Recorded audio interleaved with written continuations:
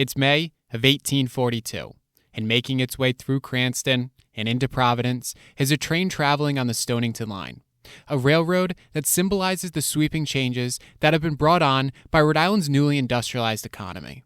Riding on that train is Thomas Wilson Dorr, a brilliant 36-year-old lawyer who's about to ignite one of the most disruptive events in Rhode Island history. While gazing out the window, Dorr notices a thick cloud of smoke rising from a nearby textile mill. Making their way in and out of that mill is a group of people who represents a demographic Dorr's about to go to war for, the state's working-class citizens.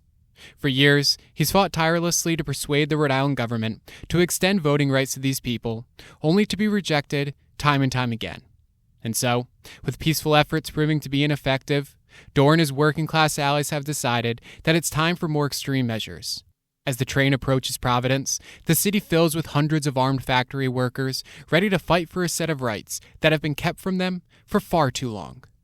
Upon his arrival, Dorr will lead his working-class supporters in an armed rebellion aimed at overthrowing the state government, a bold and dangerous move that will plunge Rhode Island into chaos and mark the peak of an event known today as the Dorr Rebellion.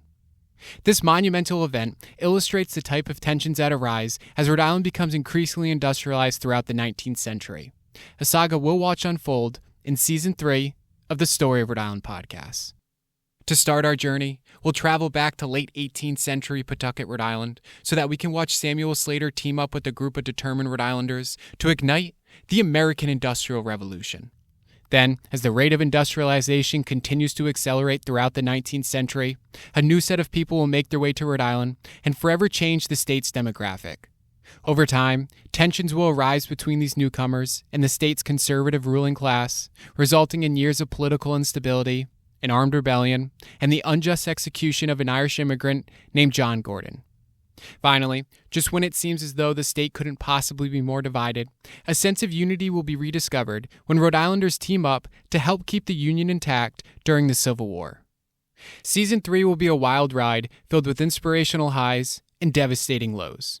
But ultimately, it will help you better understand a fascinating tale that I like to call the Story of Rhode Island.